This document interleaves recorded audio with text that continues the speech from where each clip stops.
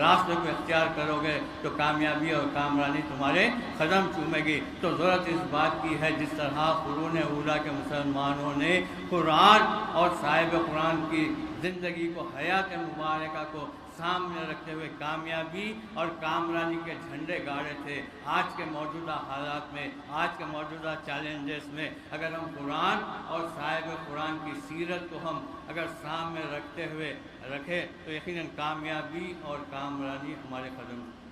حالات بہت تیزی سے تبدیل ہو رہے ہیں بھائی، اور آج مجھے فخر کے ساتھ کہنا پڑتا ہے کہ ہندوستان میں کہیں بھی ظلم ہو، ہندوستان میں کہیں بھی ظلم ہو تو آپ کا اور میرا صدر وقف کے لیے اس ظلم کے خلاف آواز اٹھانے والی شخصیت کا نام نقیب ملت۔ تو آج ضرورت اس بات کی ہے کہ ہم اس جماعت سے زیادہ وابستہ ہو جائے، اس جماعت کو سے زیادہ مضبوط کریں اور اپنی زندگی بحیثیت ایک سچے اور پکے مسلمان کے ہم کو بسر کرنا ہے بھائی۔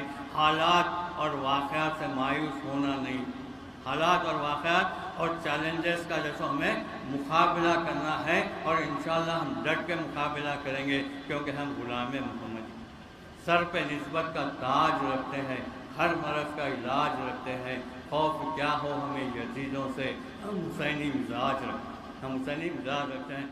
اللہ تعالیٰ سے دعا ہے کہ اللہ تعالیٰ اس بیان شریف کو قبول فرمائے، ہمارے روزوں کو قبول فرمائے، ہماری نمازوں کو قبول فرمائے۔ اے باری تعالیٰ مسلمانوں کی حفاظت فرمائے، اے باری تعالیٰ مسلمانوں کو دین و دنیا میں فتح و نصرت عطا فرمائے۔ اے باری تعالیٰ ہماری خصوصی دعا ہے سالار ملت کی قبر کو اپنے نور سے منور فرما، ان کی قبر پر اپنی رحمتیں، برکتیں، نعمتوں کا نزول فرما، ان کی قبر کو کشادہ فرما دیں۔ اے باری تعالیٰ ہماری خصوصی دعا ہے ضیاء المشائخ حضرت مولانا سید محمد قبول بادشاہ قادری ستاری کی قبر کو اپنے نور سے منور فرما، ان کے قبر پر اپنی رحمتیں، برکتیں، نعمتوں کا نزول فرما، ان کی قبر کو کشادہ فرما دے، ان کی قبر کو جنت کی کیریوں میں سے کیری بنا دے، ان کے درجات کو بلند فرما۔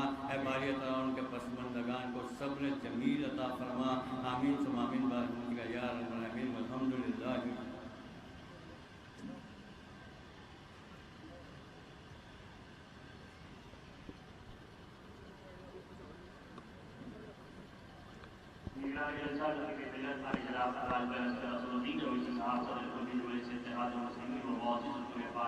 انتہائی ادب و احترام کے ساتھ گزارش کرتا ہوں کہ وہ جلسے یوم القرآن کو مخاطب فرمائیں۔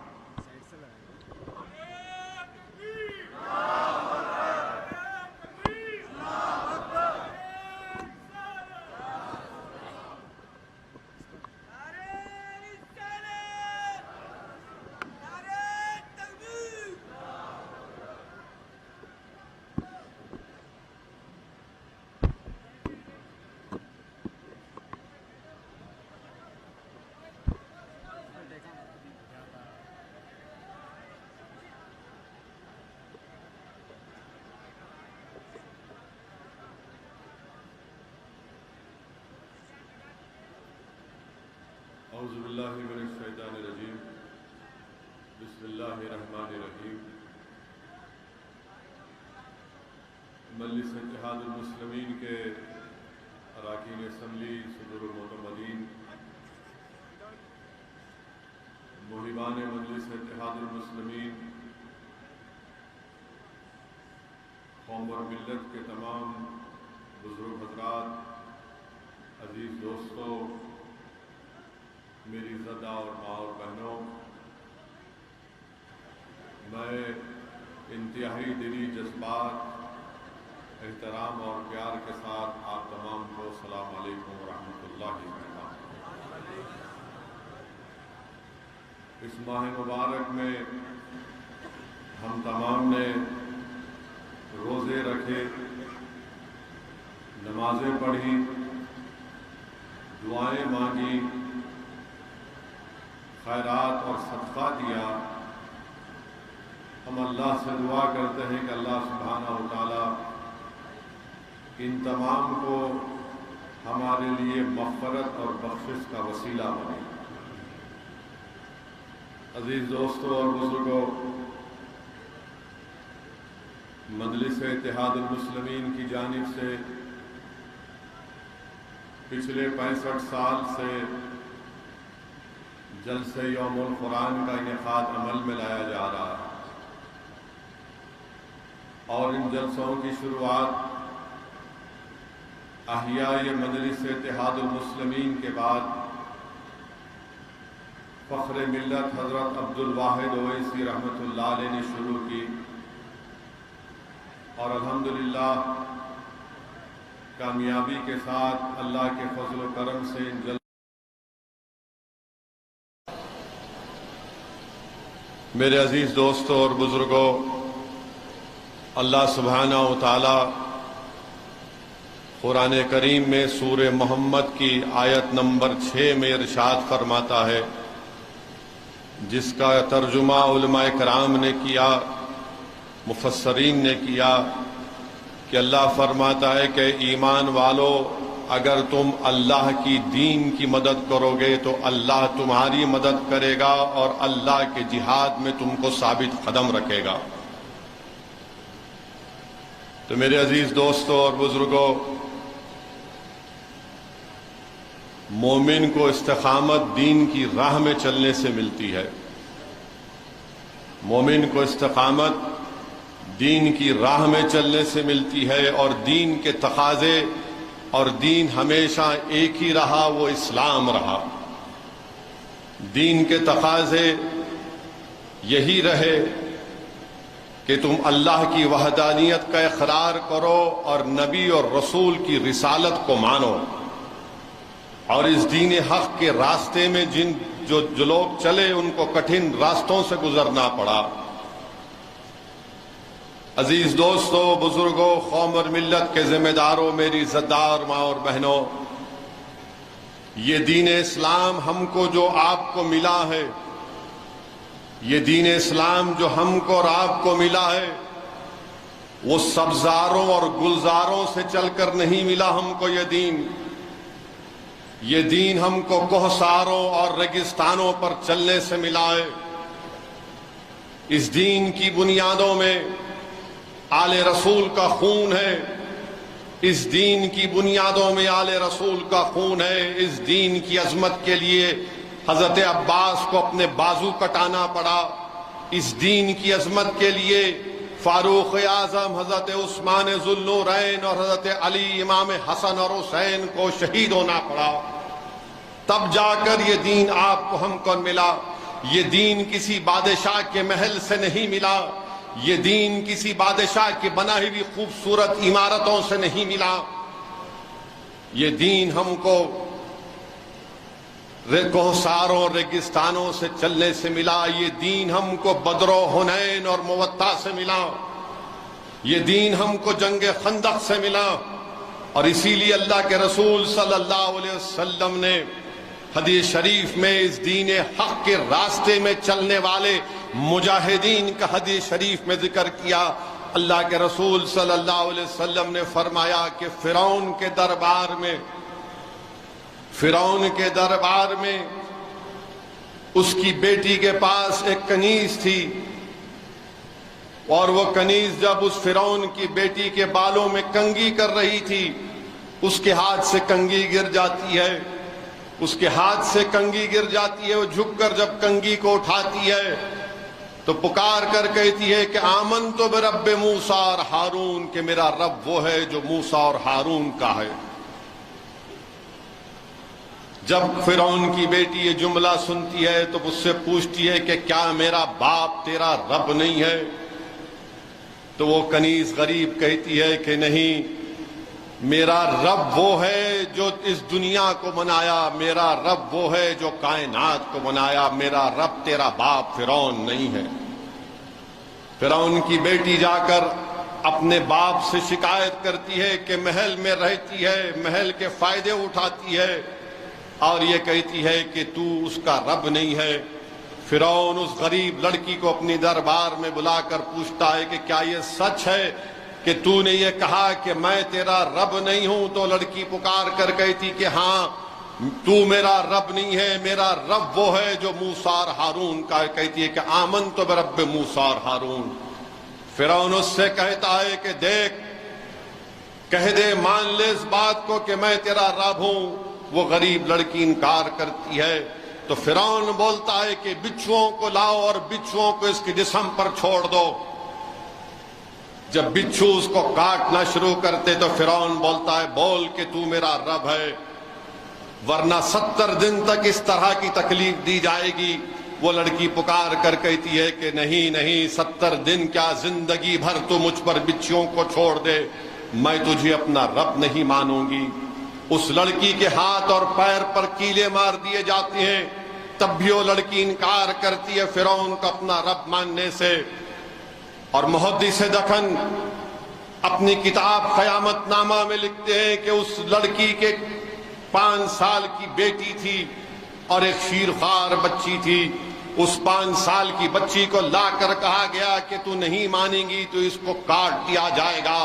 وہ کہتی ہے کہ میں اولاد کی ہلاکت کو دیکھ سکتی ہوں مگر اپنے ایمان کی ہلاکت کو برداشت نہیں کر سکتی.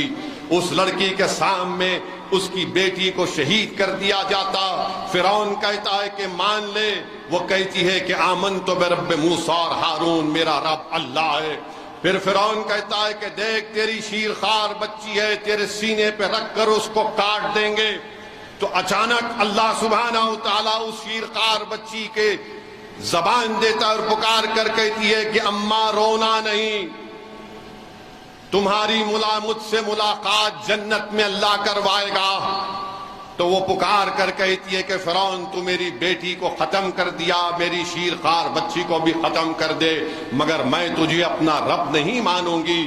محدث دکن حضرت عبداللہ شاہ صاحب قبلہ رحمت اللہ علیہ اپنی کتاب قیامت نامہ میں لکھتے ہیں کہ جب اس کے سامنے اس کی بیٹی کو شیرخوار بچی کو شہید کرنے کے بعد فرعون حکم دیتا ہے کہ اس کو بھی مار دو, تو اللہ فرشتوں کو بھی جاتا ہے جو جنت کا کفن لے کر اس کی روح کو لے کر نکل جاتے ہیں.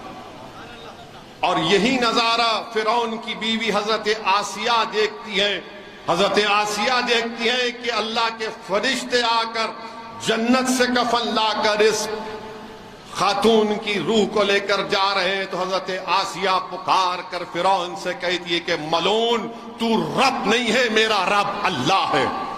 میرا رب وہ ہے جو موسیٰ اور ہارون کا ہے. تو فرعون غضبناک ہوتا ہے اور کہتا ہے تو نے دیکھا نہیں اس سے کیا میں نے کیا. وہ کہتی ہے کہ نہیں نہیں تو میرا رب نہیں ہے. تو پورے بھرے دربار میں فرعون حضرت آسیہ کے کپڑے اتاروا دیتا ہے, کیلے مارنے لگا دیتا ہے, بچھو ان پر چھوڑتا ہے. اور ادھر حضرت موسیٰ علیہ السلام کو خبر ہوتی ہے. حضرت موسیٰ دوڑے دوڑے آتے ہیں اور حضرت آسیہ کو دیکھتے ہیں. حضرت آسیہ کہتی ہے کہ موسیٰ علیہ السلام یہ جو خون کا لباس میں پہنی ہوں کیا میرا اللہ اس سے راضی ہے, کیا اللہ میرا راضی ہے؟ تو حضرت موسیٰ علیہ السلام کہتے ہیں کہ دیکھو آسیہ, آسمانوں پر فرشتے تمہارا انتظار کر رہے ہیں اور اللہ اپنے فرشتوں کے سامنے تمہارا ذکر کر رہا ہے. اور اللہ کہہ رہا ہے فرشتوں کے سامنے کہ دیکھو یہ میری باندی ہے جو مجھ سے اتنی محبت کرتی ہے. حضرت موسیٰ اس سے پوچھتے ہیں کہ بتاؤ تم کیا چاہتے ہو؟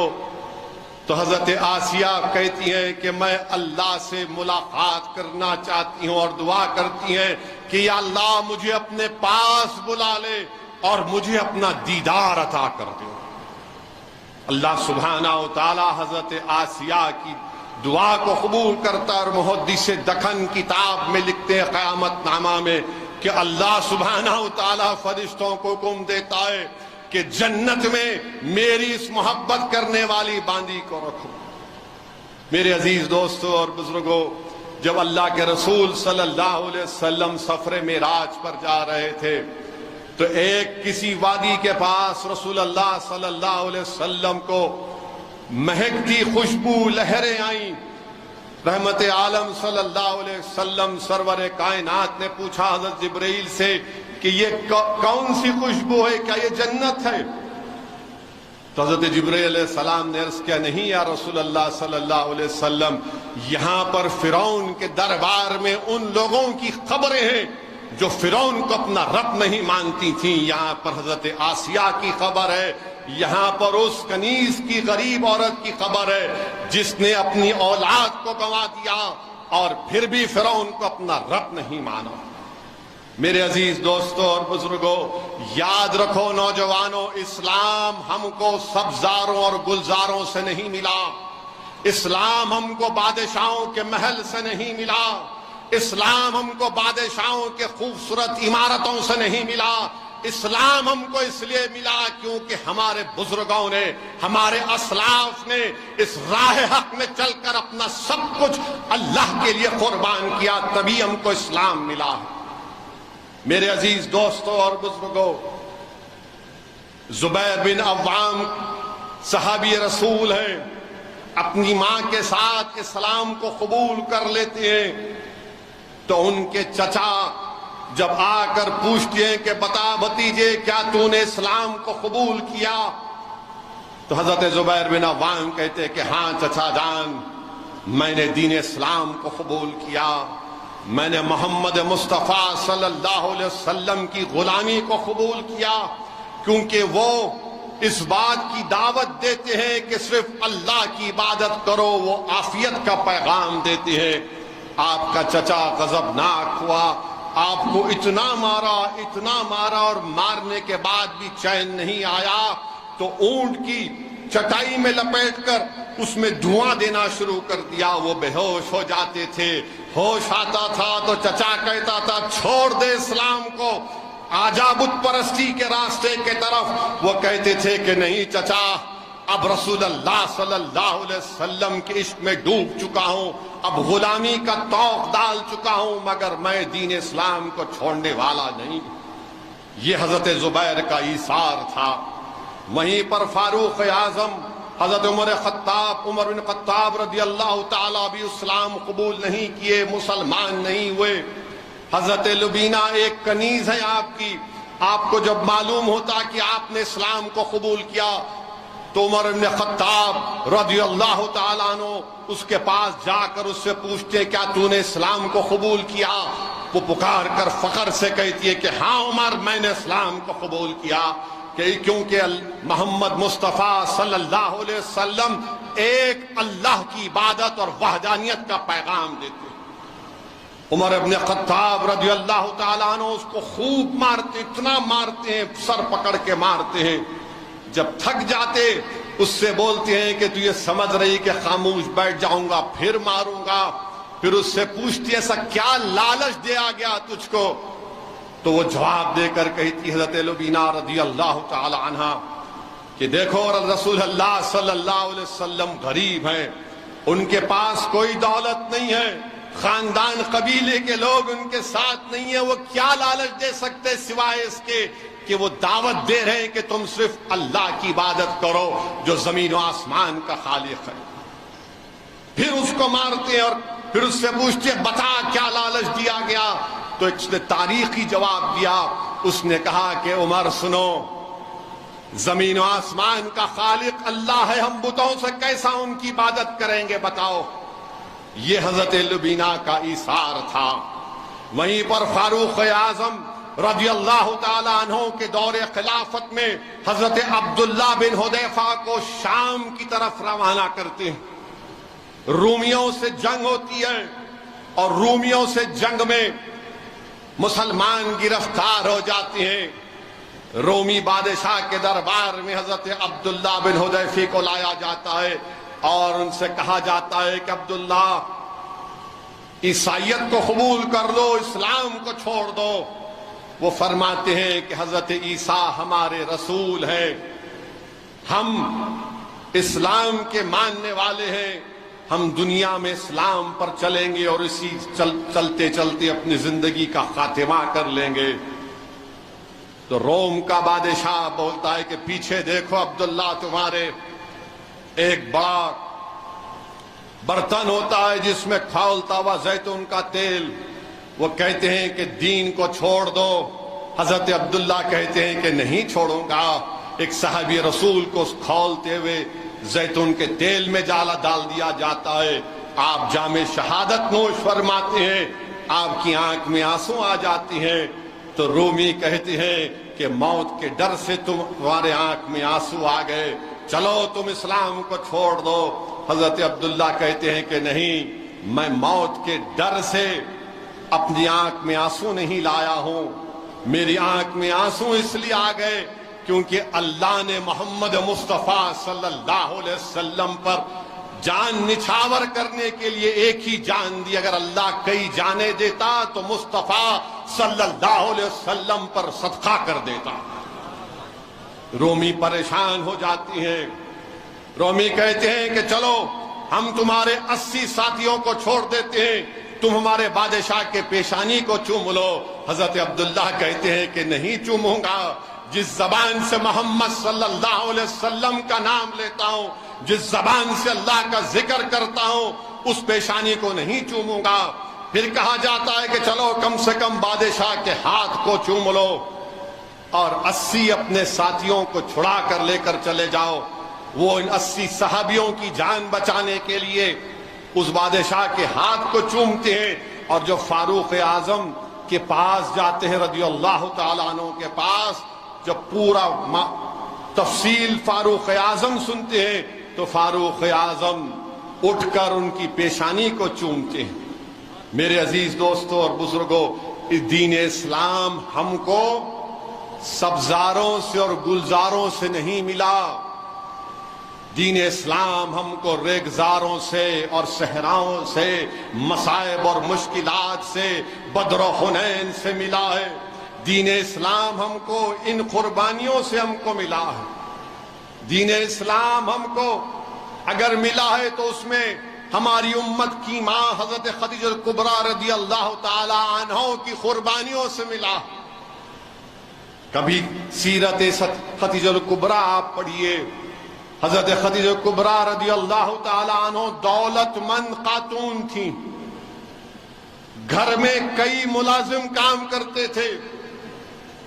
جب رسول اللہ صلی اللہ علیہ وسلم سے نکاح ہوا، آپ کی عمر مبارک 40 سال تھی، اور کملے والے آقا محمد صلی اللہ علیہ وسلم رحمت للعالمین شافع روز جزا کی عمر 25 سال تھی.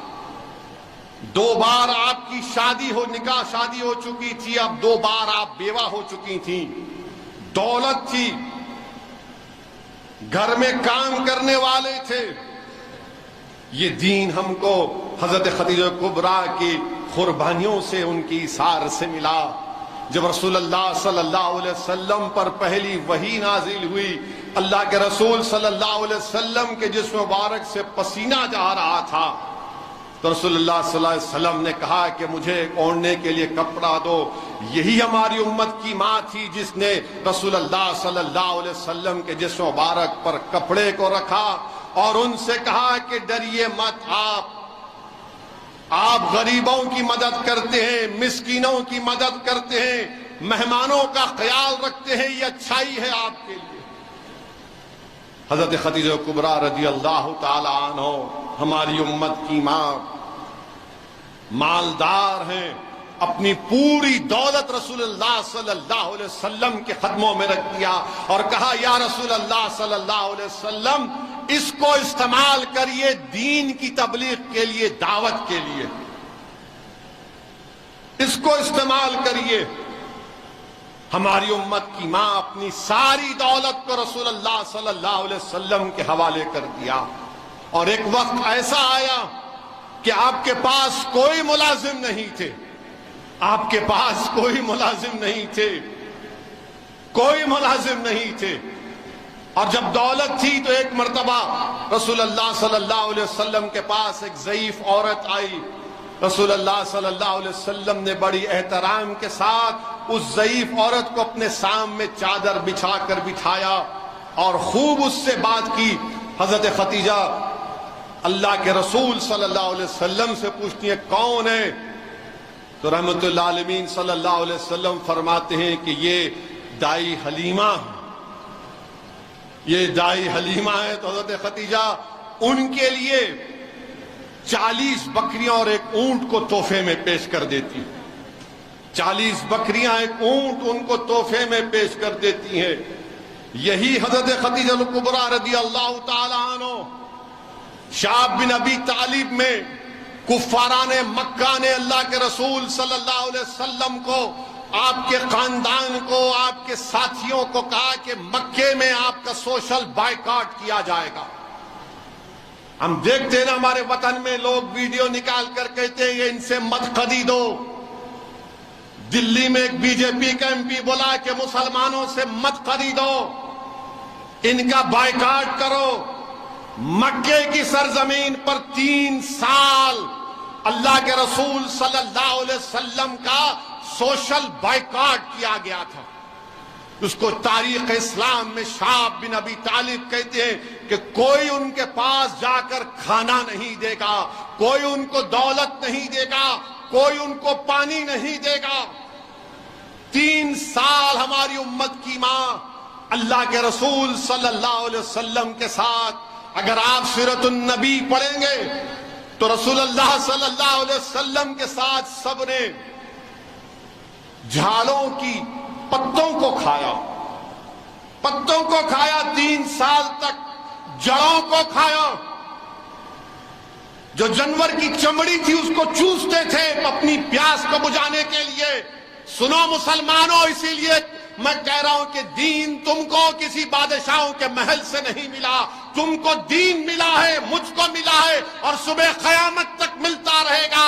تو شعب بن ابی طالب میں جو رسول اللہ صلی اللہ علیہ وسلم کا سوشل بائیکاٹ کیا گیا تھا 3 سال، تب جا کر ہم کو دین ملا۔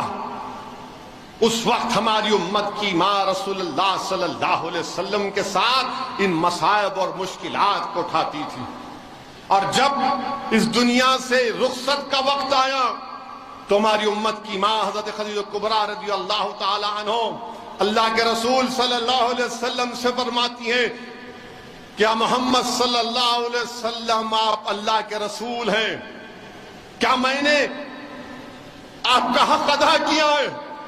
اللہ کے رسول صلی اللہ علیہ وسلم فرماتے ہیں کہ میں آپ کو خوشخبری دے رہا ہوں کہ جنت میں بھی آپ میری بیوی رہیں گے۔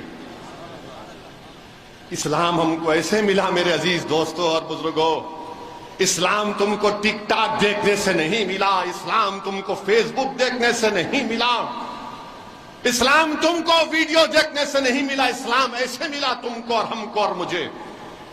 اسلام ہم کو ملا تو شہزادی جنت کی قربانیوں سے ملا۔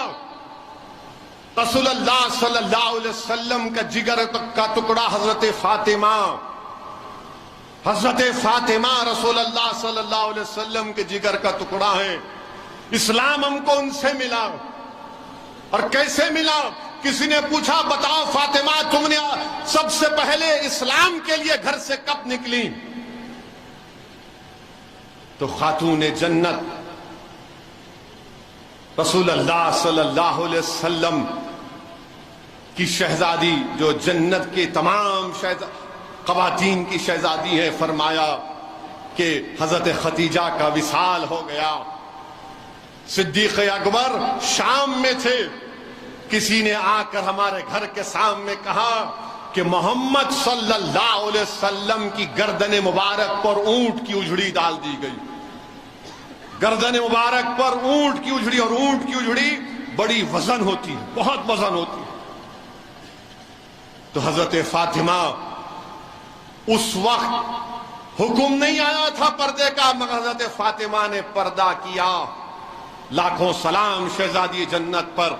حضرت فاطمہ اپنے گھر سے نکلتی ہیں، کعبۃ اللہ میں جاتی ہیں، اللہ کے رسول صلی اللہ علیہ وسلم کی گرد مبارک پر یہ کام کیا گیا تھا۔ وہ اپنی انگلیوں سے شہزادی جنت اونٹ کی اجڑی کو اٹھاتی ہے، اپنے والد ابا جان محمد صلی اللہ علیہ وسلم کو اٹھاتی ہیں حضرت فاطمہ، ان کا ہاتھ پکڑ کر آگے آگے چلتی ہیں، آب زمزم کے کنویں پر جاتی ہیں، رسول اللہ صلی اللہ علیہ وسلم کو رحمت العالمین کو بٹھاتی ہیں، اور آب زمزم لے کر اپنے ہاتھوں سے اللہ کے رسول صلی اللہ علیہ وسلم کے زلف مبارک سے اس اونٹ کی اجڑی کو نکالتی ہیں۔ خوب روتی حضرت فاطمہ، حضرت فاطمہ خوب روتی ہیں، اور اپنے انگلیوں سے اس اونٹ کی اجڑی کو نکالتی ہیں، صاف کرتی ہیں۔ اور حضرت فاطمہ دعا کرتی ہے. کیا دعا کرتی ہیں؟ کہ یا اللہ جنہوں نے میرے والد محمد صلی اللہ علیہ وسلم کے ساتھ ایسا کیا تو ان کو برباد کر دے. اور آمین کون کہتے ہیں؟ رسول اللہ صلی اللہ علیہ وسلم. جا کر دیکھو، مشکات شریف کو اٹھا کر پڑھو. عبداللہ ابن مسعود جنگ بدر میں کفاران مکہ کی لاشوں کو غور سے دیکھ رہے تھے. لوگوں نے پوچھا تم کس کو دیکھ رہے ہو؟ تو انہوں نے کہا کہ میں ان لوگوں کو دیکھ رہا ہوں جس کے ہلاکت کی دعا شہزادی جنت فاطمہ نے کی تھی. آج یہ تمام ہلاک ہو گئے. اللہ کے رسول صلی اللہ علیہ وسلم کو بی بی فاطمہ اپنے گھر لے کر جاتی ہیں، گھر میں بٹھاتی ہیں، پانی لا کر پلاتی ہیں، گرم گرم دودھ دیتی ہیں. یہ اسلام ہم کو فاطمہ سے ملا میرے عزیز دوستوں اور بزرگوں. تم سمجھے اسلام ہم کو ان محلوں سے ملا، ان عمارتوں سے ملا جو بادشاہ بنا کر مر گئے، اس دنیا سے چلے گئے. اونچی اونچی عمارتیں اسے نہیں ملا تم کو اسلام. اسلام ملا تو فاطمہ کی دعاؤں سے ملا. کیسے ملا؟ امام حسن فرما رہے ہیں کہ میں نے اپنی ماں کو دیکھا کہ دن بھر چکی پیستی تھی، گھر کا کام کرتی تھی، چرخہ چلاتی تھی، اور جب رات ہوتی تو شیر خدا حضرت علی سے فرماتی کہ علی کیا تم مجھے تھوڑا وقت دو گے کہ میں اپنے رب کو راضی کر لوں. اور رات بھر حضرت فاطمہ کیا دعا کرتی؟ اللہ محمد مصطفیٰ صلی اللہ علیہ وسلم کی امت پر رحم فرما. رات بھر یہی دعا کرتی حضرت فاطمہ، اللہ محمد مصطفیٰ صلی اللہ علیہ وسلم کی امت پر رحم فرما. تو امام حسن نے کہا کہ امی جان حسین اور حسن کے لیے بھی تو دعا کریے، زینب کے لیے بھی دعا کریے. تو بی بی فاطمہ نے عرض کیا کہ ہاں میں دعا کرتی ہوں، مگر سب سے زیادہ رسول اللہ صلی اللہ علیہ وسلم کی امت کے لیے دعا کرتی ہوں. یہ اسلام ہم کو ایسے ملا میرے عزیز دوستوں اور بزرگوں. اسلام ہم کو یہ ایسے ملا کہ کسی بادشاہ کی محلوں سے نہیں ملا تم کو اور مجھ کو اسلام. یہ حضرت فاطماؤں کی دعاؤں کا نتیجہ ہے کہ ہم کو اسلام ملا. میرے عزیز دوستوں اور بزرگوں، واقعات میں آیا کہ حضرت فاطمہ کے گھر میں فاقہ ہے، شیر خدا جو لاتے ہیں، جوئی لاتے ہیں. بی بی فاطمہ الزہرا شہزادی جنت پیس کر آٹا بناتی ہیں. ابھی کھانے پر بیٹھتے ہیں، ایک سائل آ کر پکارتا. کیا پکارتا؟ اے شہزادی رسول صلی اللہ علیہ وسلم بھوکا ہے، کھانا دے دو. امام حسین اٹھتے ہیں، جا کر اس غریب کو کھانا دے دیتے ہیں. بھوک ہو جاتی، کوئی کچھ کھانا نہیں کھاتے، نہ شیر خدا کھاتے ہیں، نہ امام حسن اور حسین نہ شہزادی جنت کھانا کھاتے ہیں. دوسرے دن ایسا ہی ہوتا ہے، کھانے پہ بیٹھتے ہیں، کوئی آ کر پکار کر کہتا ہے کہ میں یتیم ہوں، بھوکا ہوں، پھر سے کھانا اس کو دے دیتے ہیں.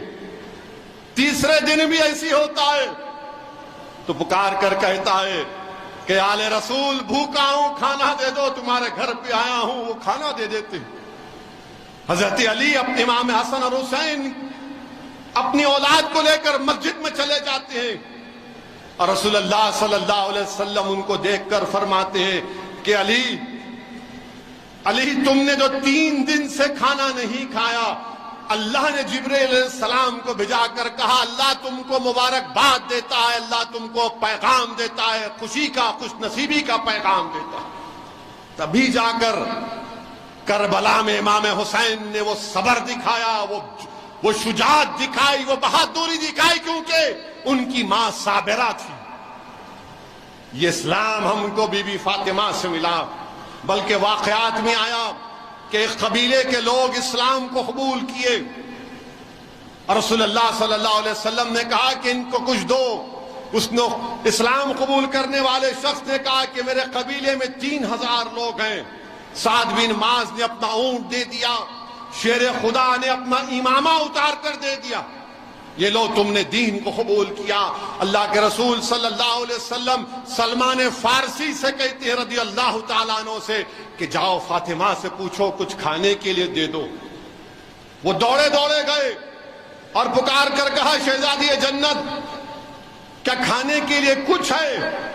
شہزادی جنت نے یہ نہیں کہا کہ حضرت علی نے اپنا امامہ دے دیا، کہتے ہیں کہ کہا کہ رسول اللہ صلی اللہ علیہ وسلم نے پیغام بھیجا ہے کھانا دے دو، تو آپ نے کہا بالکل، گھر میں ایک دانہ نہیں ہے۔ شہزادی جنت نے کہا کہ یہ ہمارے گھر کی کمبل ہے، گھر کے قریب میں ایک یہودی شنون اس کا نام ہے، اس کو جا کر وہاں دے دینا۔ وہ خرید لیا، تو جو پیسے ملتے ہیں اسی کے پاس سے زیتون خریدنا، کھانے کا سامان خرید لینا اور لے کر آنا، اگر وہ گروی رکھتا ہے تو جو بھی کھانا دیتا لے کر آؤ۔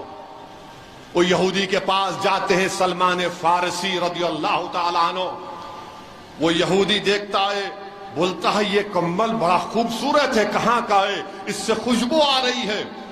حضرت سلمان فارسی عرض کرتے ہیں کہ یہ شہزادی جنت کے گھر کا ہے، یہ شیر خدا کے گھر کا ہے۔ اس نے کہا کہ سنو سلمان، میں نے اپنی کتابوں میں پڑھا تھا کہ جب نبی آخر الزمان کا ظہور ہوگا تو ان کے گھر والے اپنے پیٹ پر پتھر رکھ کر غریبوں کی ضرورت کو پورا کریں گے۔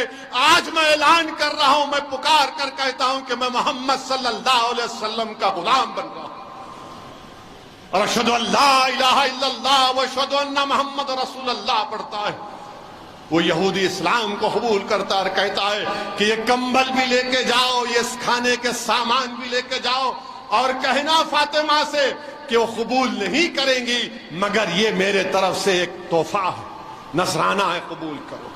یہ دین ہم کو ایسے ملا میرے عزیز دوستوں اور بزرگوں۔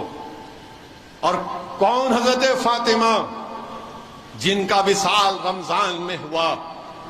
رسول اللہ صلی اللہ علیہ وسلم نے ایک مرتبہ بلایا، کان میں کچھ کہا تو وہ رونا شروع کر دیے، دوسری بات کہی تو ہنسنا شروع کر دیے۔ بعد میں ہماری امت کی ماں حضرت عائشہ صدیقہ رضی اللہ تعالیٰ عنہ نے ان سے پوچھا، تو شہزادی جنت نے کہا کہ جب رسول اللہ صلی اللہ علیہ وسلم نے پہلی مرتبہ میری آنکھ میں کچھ کہا، میری آنکھ میں آنسو اس لیے آئے کیونکہ رسول اللہ صلی اللہ علیہ وسلم نے مجھے کہا کہ میں اس دنیا سے جا رہا ہوں، میں پردہ فرما رہا ہوں۔ اور دوسری مرتبہ میں نے اس لیے مسکرایا کیونکہ رحمت للعالمین صلی اللہ علیہ وسلم نے فرمایا کہ بہت جلد تم میرے ساتھ آؤ گی۔ اب آپ اندازہ لگاؤ کہ دنیا سے جانے کی بات اللہ کے رسول صلی اللہ علیہ وسلم کر رہے ہیں، تو میں نے کہیں کتاب میں پڑھا کہ علماء کرام نے لکھا کہ حضرت فاطمہ کو، شہزادی جنت کو اپنے والد محمد مصطفیٰ صلی اللہ علیہ وسلم سے اتنی محبت تھی کہ دنیا رسول اللہ صلی اللہ علیہ وسلم کے محبت کے سامنے ہیچ نظر آتی تھی، دنیا کی دولت کی ان کی کوئی قدر نہیں تھی، صرف محمد صلی اللہ علیہ وسلم سے محبت تھی۔ تو بی بی فاطمہ شہزادی جنت ایک مرتبہ رسول اللہ صلی اللہ علیہ وسلم کے ظاہری اس دنیا سے چلے جانے کے بعد بڑی غمگین رہتی تھیں۔ جب رسول اللہ صلی اللہ علیہ وسلم کے خبر انور سے ایک دن واپس آئیں تو حضرت علی شیر خدا نے دیکھا کہ مسکرا رہی تھیں، اور انہوں نے مسکرا کر کہا کہ آج محمد مصطفیٰ صلی اللہ علیہ وسلم خواب میں آئے اور مجھ سے کہا کہ میری یہ جانے کا وقت ہے، اور انہوں نے کہا کہ علی آپ مجھے میرا جنازے کو اس طرح نکالنا، رات میں نکالنا، اور اس طرح سے جنازے کو نکالنا کہ میرے کفن پر کسی غیر محرم کی بھی نظر نہ پڑے۔ یہ فاطمہ ہے، یہ شہزادی جنت ہے۔ تو علماء کرام نے لکھا کہ حضرت خدیجہ الکبریٰ صرف 6 بچوں کی ماں کو سہارا نہیں دیا تھا بلکہ پورے دین کو سہارا دیا تھا۔ حضرت خدیجہ الکبریٰ وہ ایسی ماں ہے جس نے بیٹیوں کو بتایا کہ گھر کیسا چلانا، جس نے بیویوں کو بتایا کہ شوہر کو کیسے راضی کرنا اور کیسے دین اسلام کے لیے اپنا سب کچھ قربان کرنا۔ جب حضرت فاطمہ کی تدفین ہوئی تو شیر خدا رو رہے تھے، آنکھ میں آنسو تھے شیر خدا کے، اور لوگوں نے پوچھا علی کیوں رو رہے ہو؟ تو حضرت علی نے تاریخی جواب دیا کہ جو ہاتھ محمد صلی اللہ علیہ وسلم کی امت کے لیے دعاؤں کے لکھتے تھے آج وہ ہاتھ نہیں رہے۔ یہ اسلام ہم کو ایسے ملا، یہ اسلام ہم کو، یہ تم سمجھ رہے ہو کہ کسی بادشاہوں کی 600 سال یا 700 سال کی حکومت سے اسلام ملا؟ کیا تم سمجھتے ہو کہ ان کی حکومت نہیں تھی تو اسلام نہیں ملتا؟ ملتا تھا، ملتا رہے گا۔ پھر ہم دیکھتے ہیں کہ تاریخ کا مطالعہ کریے، تاریخ کا مطالعہ کریے۔ سعد ابن ابی رضی اللہ تعالیٰ عنہ، سعد ابن ابی رضی اللہ تعالیٰ عنہ جنگ احد میں رسول اللہ صلی اللہ علیہ وسلم بھی جاتے ہیں، صحابیوں کے جاؤ میرے سعد کے بارے میں معلوم کرو، کہاں ہے میرا سعد؟ حضرت زید کو بھی جاتے ہیں، حضرت زید جنگ کے میدان میں جا کر پکارتے ہیں، سعد ابن ابی ربی، سعد سعد کا پکارتے ہیں، آواز نہیں آتی، پھر سے پکارتے ہیں، کسی کونے سے دھیمی سی آواز آتی ہے، جا کر دیکھتے کیا ہے کہ حضرت سعد اپنی زندگی کے آخری لمحات میں، حضرت سعد اپنی زندگی کے آخری لمحات میں، اور جب حضرت زید حضرت سعد کو دیکھتے ہیں کہ سعد سعد پکارتے ہیں، حضرت سعد کی زبان سے کیا نکلتا؟ زندگی ختم ہونے والی حضرت سعد پوچھتے ہیں، زید یہ تو بتاؤ رسول اللہ صلی اللہ علیہ وسلم خیریت سے تو ہے نا؟ اللہ کے رسول صلی اللہ علیہ وسلم خیریت سے ہیں، زندگی کی آخری سانسیں، اور حضرت سعد ابن ابی ربی کہتی ہیں کہ اللہ کے رسول حفاظت سے ہے نا؟ حضرت سعد کہتے ہیں کہ اللہ کے رسول نے مجھے تم پر سلام بھیجایا ہے، تمہاری خیریت پوچھنے کے لیے بھیجایا ہے۔ تو سعد فرماتے ہیں وعلیکم السلام کہنا رسول اللہ صلی اللہ علیہ وسلم کو، اور رسول اللہ صلی اللہ علیہ وسلم کو ایک کہہ دینا کہ میں جنت کی خوشبو کو سونگھ رہا ہوں۔ اللہ کے رسول صلی اللہ علیہ وسلم سے کہہ دینا کہ میں جنت کی خوشبو کو سونگھ رہا ہوں۔ اور سعد یہ کہتے ہیں کہ میرے قبیلے کے لوگوں کو، میرے قبیلے کے لوگوں کو پیغام دینا، کیونکہ حضرت سعد ان 70 صحابیوں میں سے جو بیت العقبہ میں رسول اللہ صلی اللہ علیہ وسلم کے ہاتھ پہ بیعت لیے تھے، حضرت سعد کہتے ہیں کہ میرے قبیلے کے لوگوں کو پیغام دینا، بلکہ حضرت سعد رضی اللہ تعالیٰ عنہ نے اپنے قبیلے کے لوگوں کو پیغام نہیں دیا، انہوں نے پورے عالم اسلام کو صبح قیامت تک پیغام دیا۔ کیا کہا سعد نے؟ سعد نے کہا کہ میرے قبیلے کے لوگوں کو بتا دینا کہ اگر محمد صلی اللہ علیہ وسلم کے بال کو بھی اگر کوئی ہاتھ لگا دیتا تو خدا کی قسم حشر کے میدان میں اللہ تم کو معاف نہیں کرے گا، خدا کی قسم حشر کے میدان میں اللہ تم کو معاف نہیں کرے گا، اور ساتھ کھڑا ہو جائے گا تم لوگوں کے سامنے۔ میرے عزیز دوستوں اور بزرگوں، یہ اسلام ہم کو ایسے ملا، یہ اسلام ہم کو سعد کی قربانی سے ملا۔ جسم میں چند سانسیں باقی، اور کیا پوچھ رہے رسول اللہ صلی اللہ علیہ وسلم کیسے ہیں؟ میرے عزیز دوستوں اور بزرگوں، جب رسول اللہ صلی اللہ علیہ وسلم کو بتایا گیا کہ سعد شہید ہو گئے تو رسول اللہ صلی اللہ علیہ وسلم نے کیا دعا فرمائی؟ آقا نے فرمایا یا اللہ تو سعد پر رحم فرما، تو سعد پر رحم فرما۔ اور آقا دو عالم سرور کائنات محمد مصطفیٰ صلی اللہ علیہ وسلم نے دعا فرما رہی اور کہا کہ یا اللہ یہ ہر حال میں، یہ ہر حال میں مجھ سے راضی تھا، زندگی میں بھی میری اپنی موت میں بھی، یا اللہ تو سعد کے درجات کو بلند فرما۔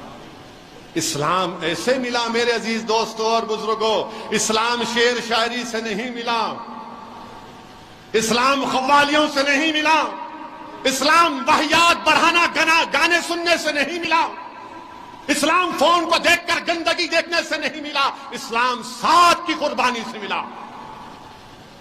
اور یہ سعد رضی اللہ تعالیٰ عنہ کی قربانی، ایک صحابی رسول کا واقعہ یاد آ رہا ہے، اللہ مجھے معاف کرے اگر میں نام غلط کہہ رہا ہوں مگر واقعہ سچا ہے۔ ان کا نام ابو صبور تھا،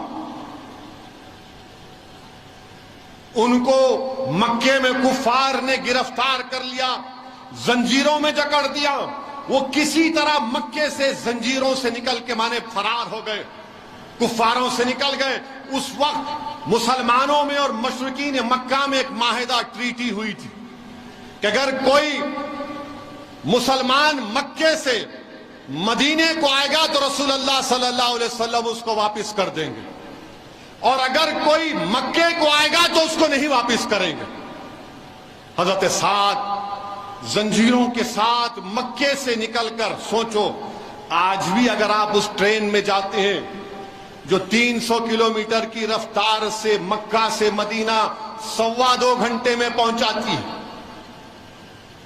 وہ صحابی رسول زنجیریں ہیں، مکے سے نکلتے ہیں، مدینے کو پہنچتے۔ لکھنے والے نے لکھا کہ سعد جب مدینے کی گلیوں میں چل رہے تھے تو سعد کے پیروں سے خون کے نشان نمودار ہو رہے تھے، ہاتھوں سے خون بہ رہا تھا۔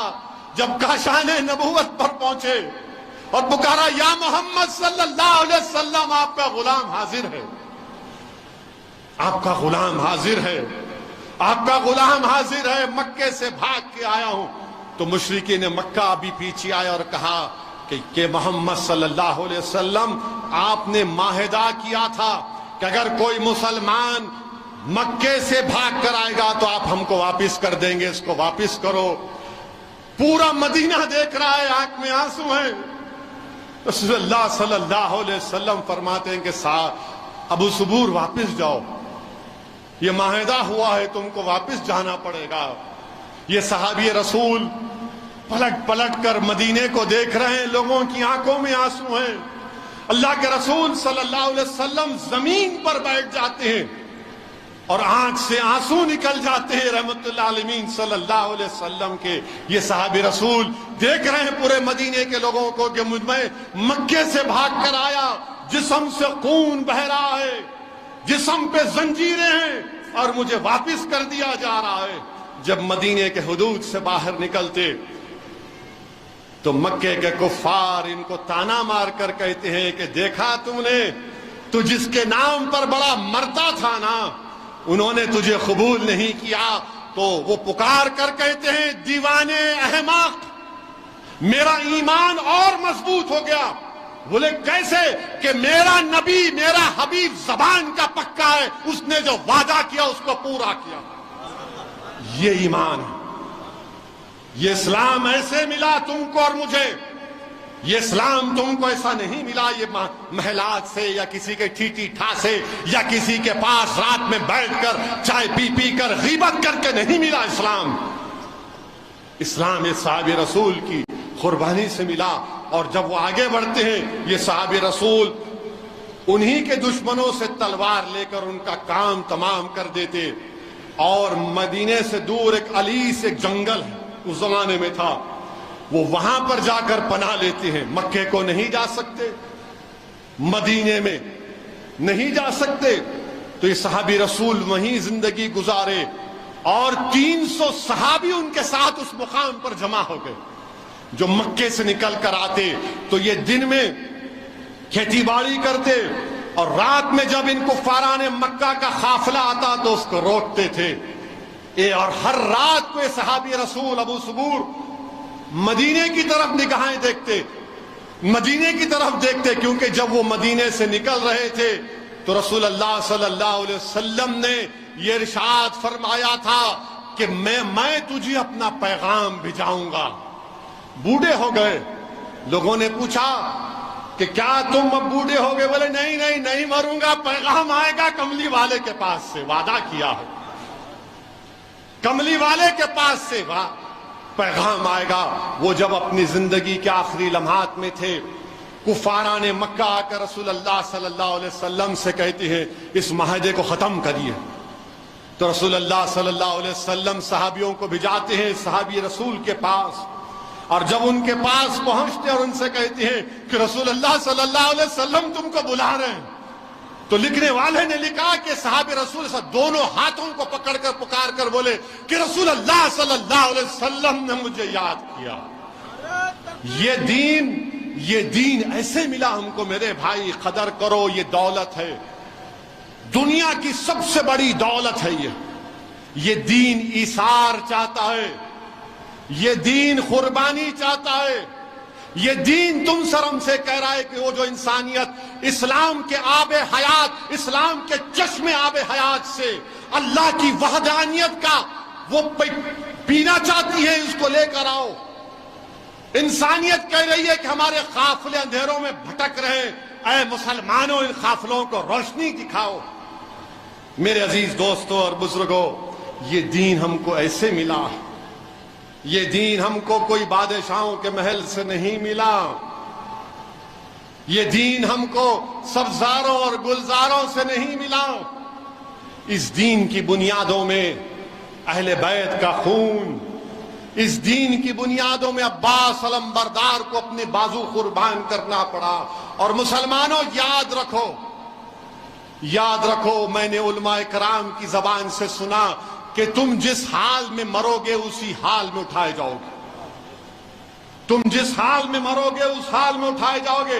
اگر کوئی خدا نخواستہ کوئی شرابی نشے کی حالت میں مرے گا تو جب اس کو اٹھایا جائے گا اس کے منہ سے شراب کی بدبو آئے گی۔ اگر کوئی روزے دار کی حالت میں مرا تو اس کے منہ سے روزے کی خوشبو آئے گی۔ تو اسی لیے کہا گیا کہ عثمان غنی ذوالنورین قرآن کریم پڑھ رہے تھے، شہید کر دیے گئے، وہ قرآن پڑھتے ہوئے اٹھیں گے۔ فاروق اعظم نماز پڑھا رہے تھے، شہید کیے گئے، وہ اسی طرح اٹھائے جائیں گے۔ رسول اللہ صلی اللہ علیہ وسلم جب اس دنیا سے پردہ فرما رہے تھے تو زبان مبارک پر میرے آقا کے تھا امتی امتی امتی۔ جب قیامت نامہ میں محدث دکن لکھتے ہیں کہ جب اللہ رسول اللہ صلی اللہ علیہ وسلم کی خبر کو حکم دے گا اور جب رسول اللہ صلی اللہ علیہ وسلم اپنی قبر شریف سے اٹھیں گے تو اپنی زبان پر آقا کے ہوگا امتی امتی امتی۔ میرے عزیز دوستوں اور بزرگوں، یہ رمضان ابھی بھی ہے، مغرب کو ہو سکتا اگر کل چاند نظر آ گیا تو کل عید ہوگی، آج چاند نظر آ گیا، مگر رمضان ہے۔ اگر اس مجمع میں یا جہاں تک میری آواز پہنچ رہی، اگر کوئی گناہ کیا تو توبہ کر لو، اللہ کی رحمت جوش میں ہے، اللہ غفار ہے، اللہ غفور ہے، اللہ بہت بخشنے والا ہے، اللہ ودود ہے، اللہ تم کو ہم کو بہت چاہنے والا ہے۔ توبہ کرو، اللہ سے مغفرت کی بھیک مانگو۔ مجھے واقعہ یاد آ رہا ہے کہ حضرت عیسیٰ علیہ السلام ایک قبر سے گزرے، حضرت عیسیٰ ایک قبر سے گزرے تو دیکھا کہ اس قبر میں عذاب ہو رہا ہے، خوب عذاب ہو رہا ہے۔ چند وقت کے بعد جب واپس گئے تو دیکھا قبر میں عذاب نہیں ہو رہا ہے، تو اللہ سے پوچھتے حضرت عیسیٰ علیہ السلام کہ یا اللہ یہ کیا ماجرا ہے؟ تو اللہ حضرت عیسیٰ کو بتاتا، عیسیٰ علیہ السلام کو، کہ عیسیٰ یہ جو تم نے دیکھا اس پر عذاب اس کے گناہوں کی وجہ سے ہو رہا تھا، اس کے گناہوں کی وجہ سے ہو رہا تھا، اور یہ عذاب اس لیے ختم ہوا کیونکہ اس کی جو بیوہ تھی وہ حاملہ تھی، اس نے ایک بچے کو پیدا کیا اور وہ بچہ پہلا دن مدرسے کو گیا اور مدرسے کو جا کر توتلی زبان میں بسم اللہ الرحمن الرحیم کہا، تو اللہ نے کہا کہ جس بچے نے اپنی توتلی زبان میں مجھے رحمان اور رحیم کہہ کر پکارا، میری رحمت جوش میں آئی، میں نے اس بچے کی خاطر اس کے باپ کے گناہوں کو معاف کر دیا۔ تو میرے عزیز دوستوں اور بزرگوں، اللہ کی رحمت جوش میں ہے، اللہ غفور رحیم ہے، اللہ غفار ہے، اللہ غفور ہے، اللہ ودود ہے۔ رسول اللہ صلی اللہ علیہ وسلم کی حدیث شریف ہے کہ رسول اللہ صلی اللہ علیہ وسلم مسکرا رہے تھے تو رسول اللہ صلی اللہ علیہ وسلم سے صحابہ نے پوچھا یا رحمت اللہ عالمین صلی اللہ علیہ وسلم آپ کیوں مسکرا رہے ہیں؟ رسول اللہ صلی اللہ علیہ وسلم نے فرمایا کہ اللہ دو لوگوں میں صلح کرائے گا، صلح کرائے گا۔ کیسے کرائے گا؟ دو لوگ کھڑے اللہ کے سامنے اور ایک کہہ رہا ہے حشر کے میدان میں کہ یا اللہ یہ شخص مجھ پر ظلم کیا تھا، مجھے اس کی نیکیاں دے دے، مجھے اس کا بدلہ دے دے۔ وہ جو دوسرا شخص ہے اس کے پاس کچھ نیکیاں نہیں ہیں، اس کے پاس کوئی نیکیاں نہیں ہے، پھر وہ کہے گا یا اللہ میرے گناہ اس کو دے دے، میرے گناہ اس کو دے دے۔ تو اللہ اس سے فرمائے گا، اس سے اپنی شان کے مطابق اس شخص سے کہے گا تیرے پیچھے مڑ کر دیکھ، کیا دیکھتا ہے؟ وہ دیکھتا ہے کہ محلات ہیں، نہریں ہیں، ایسی چیزیں جو کبھی اس کی آنکھ نے نہ سوچی ہوں گی نہ دیکھی ہوں گی۔ اللہ کے رسول صلی اللہ علیہ وسلم نے جنت کے تعلق سے ہی بتایا تھا۔ اللہ فرماتا ہے کہ اس کی قیمت ہے۔ وہ بولے گا اللہ کیا قیمت ہے اس کی؟ اللہ بولے گا اس کی قیمت یہ ہے کہ یہ جنت ہے، تو اس کو اگر اپنے ساتھ لے کے جائے گا تو جو جنت ملے گی۔ تو اللہ ایسے صلح کروائے گا۔ تو میرے عزیز دوستوں اور بزرگوں، اللہ کی رحمت جوش میں ہے، ابھی رمضان ختم نہیں ہوا ہے۔ اگر تم واپسی میں بھی نماز عصر سے پہلے، نماز عصر اور مغرب میں روزہ کرتے وقت بھی تمہارے آنکھ میں اللہ کے خوف سے اگر آنسو آ گئے، میرے آنکھ میں آ جائے، تو اللہ سبحانہ و تعالیٰ، حضرت جبرائیل امین بیٹھے ہیں اور رسول اللہ صلی اللہ علیہ وسلم کے ساتھ صحابہ بیٹھے اور ایک صحابی اللہ کے خوف سے رو رہے ہیں، تو جبرائیل امین کہتے ہیں کہ اعمال کا حساب ہوگا، ان آنسوؤں کا کون حساب کرے گا؟ ان آنسوؤں کا کون حساب کرے گا؟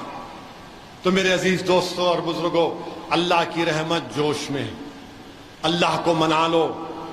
یہ رمضان کے آخری لمحات ہیں، نہیں معلوم کہ رمضان مجھے ملے گا یا آپ کو ملے گا، آئندہ سال تک ہم زندہ رہیں گے یا نہیں رہیں گے، مگر جب تک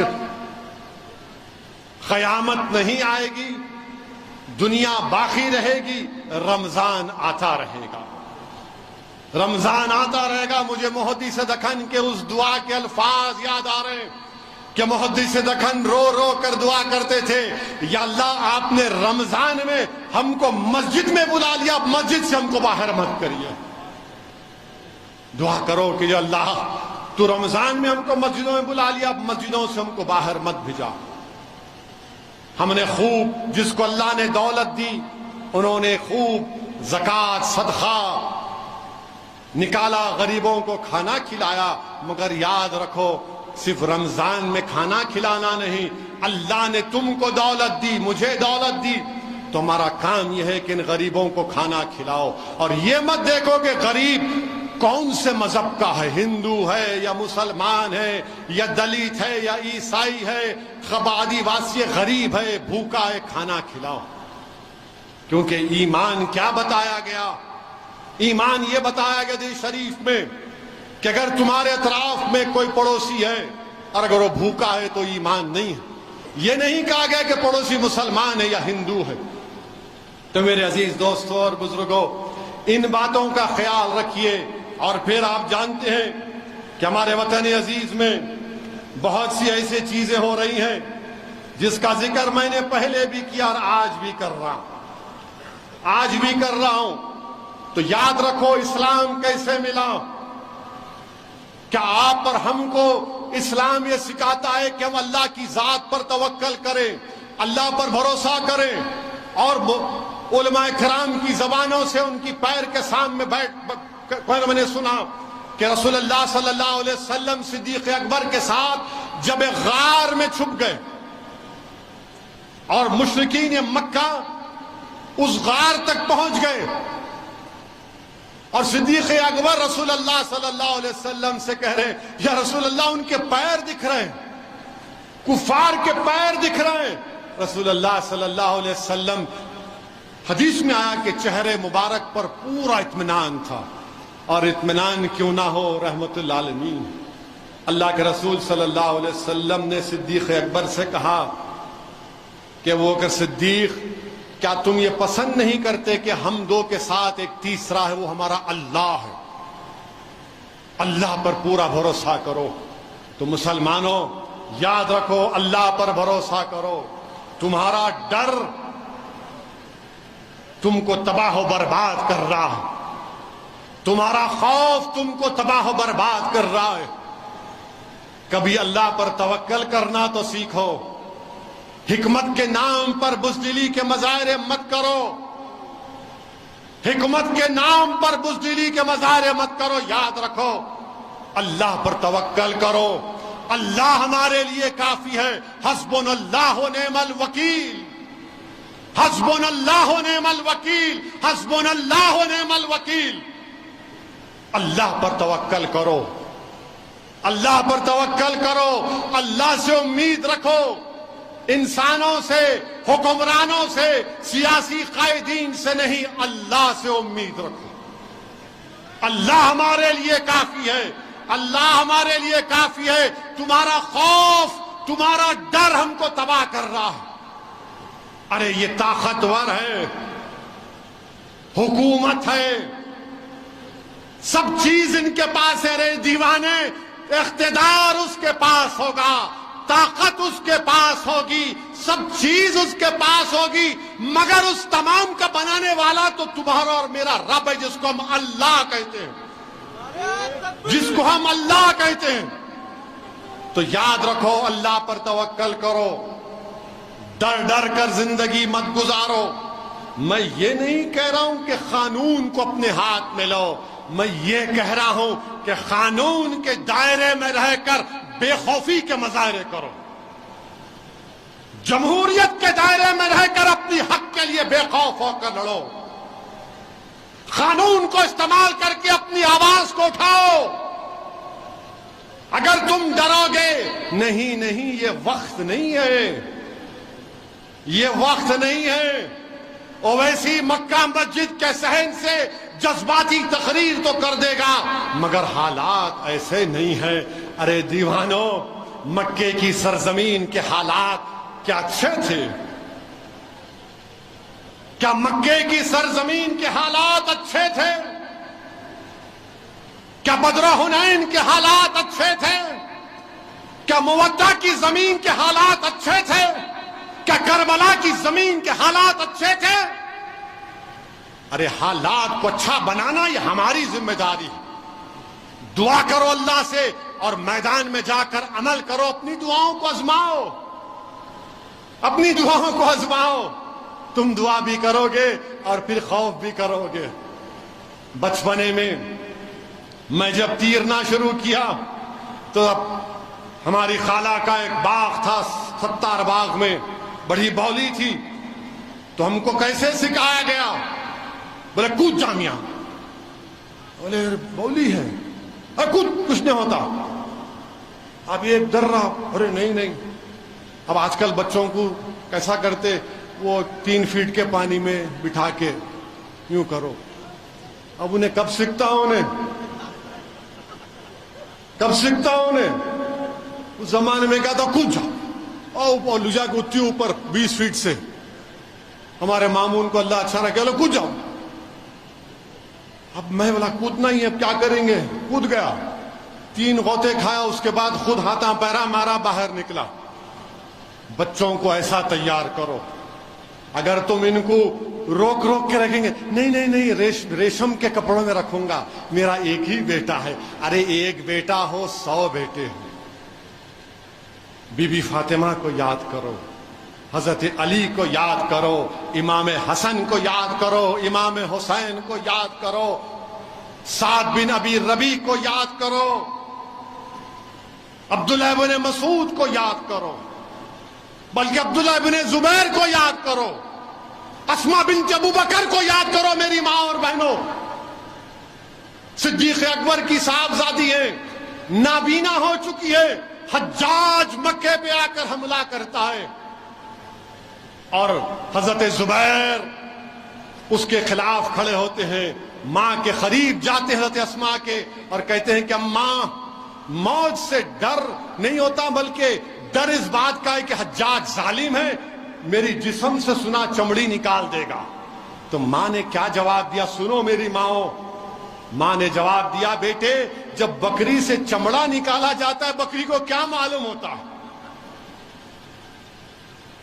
حضرت زبیر جہاد کرتے ہیں حجاج سے، شہید ہو جاتے ہیں، تو حجاج ظالم 3 دن تک آپ کی لاش کو مکے میں لٹکاتا ہے، 3 دن تک لاش لٹک رہی ہے، اور ماں آ کر دیکھتی ہے اور کہتی ہے کہ میرا بیٹا ابھی تک گھوڑے سے نہیں اترا،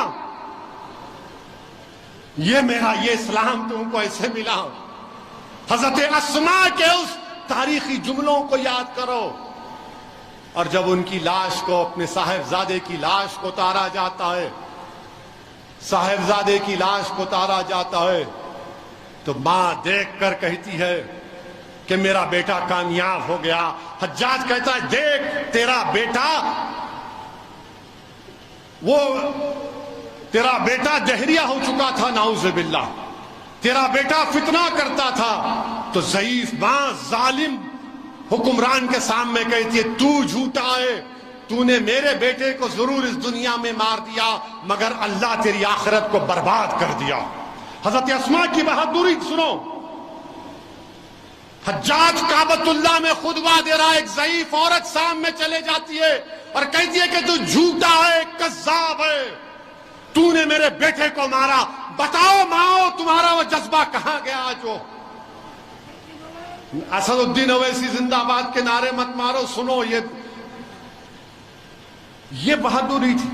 इस्लाम हमको हजरत अस्मा से मिला, इस्लाम हमको हमारी उम्मत की मां हजरत आयशा सिद्दीक़ा रज़ी अल्लाह ताला अन्हा से मिला। 2210 अहादीस की रावी है, 2210 की 2210 हदीस की रावी हजरत आयशा सिद्दीक़ा रज़ी अल्लाह ताला। इस्लाम हमको इनसे मिला, इस्लाम ऐसे नहीं मिला। और कौन बीबी आयशा? सहाबा इकराम, फारूक आजम रज़ी अल्लाह ताला अन्हु, हजरत उस्मान ज़ुन्नूरैन रज़ी अल्लाह ताला अन्हु आपसे जाकर फतवा पूछते थे। जायदाद का बंटवारे के लिए मैथ्स आना पड़ता, बेहतरीन मैथ्स बीबी आयशा को आती थी, बेहतरीन फने तिब की नॉलेज, बेहतरीन शायरा, बेहतरीन आलिम दीन, इस तरह उनको इस्लाम मिला। और बीबी आयशा की अजमत के लिए अल्लाह ने 18 कुरान की आयतों को नाजिल किया। और वो कुरान में जो जिक्र है कि अगर पानी नहीं मिले तो तयम्मुम करो, किस लिए आया? बीबी आयशा के लिए। तो मेरे अजीज दोस्तों और बुजुर्गों, वतन अजीज में हम देख रहे हैं कि जो लोग जंजीरों में हैं उनको गोली मार दी जा रही, जो लोग जंजीरों में हैं उनको गोली मार दी जा रही है, जो लोग पुलिस की कस्टडी में हैं उनको मार दिया जा रहा है। और फिर यह कहा जा रहा है कि नहीं नहीं आप सब अच्छे हैं, सेफ है। अमेरिका जाकर बोला जाता है, यह पैगाम दिया जाता है, you are good and happy, yes we are good and happy, मगर आपसे खुश नहीं है जो हुक्मरान है। अरे हथकड़ियों में है, जंजीरों में है और गोली मार रहे हैं। हम पूछना चाहते हैं हुक्मरानों से, दिल्ली के नकली बादशाह से पूछना चाहते हैं, बताओ ये क्या हो रहा है? उत्तर प्रदेश के उनसे पूछना चाह रहे हैं, महाराज से, जो अपने आप को महाराज बोलते हैं, ये क्या हो रहा है? उन्होंने कहा था कि गोली का जवाब गोली से देंगे। अब जब गोली चल गई तो जो अतराफ में पुलिस वाले थे, कोई अपना वेपन नहीं निकाला। लाइव टीवी पर कोई अपना वेपन नहीं, ऐसा दिख रहा था कि दूल्हे की बारात में आए हैं पूरे। कोई अपना वेपन नहीं निकाला, निकाल कर एक को तो गोली मारते नहीं, गोली मार दिए, अपने मकसद में कामयाब हो गए। उसके बाद वो हथियार को फेंककर surrender surrender surrender surrender surrender कह रहे। अभी देखो भाई, आप गैर जरूरी तमाशा कर, सरेंडर सरेंडर कर रहे।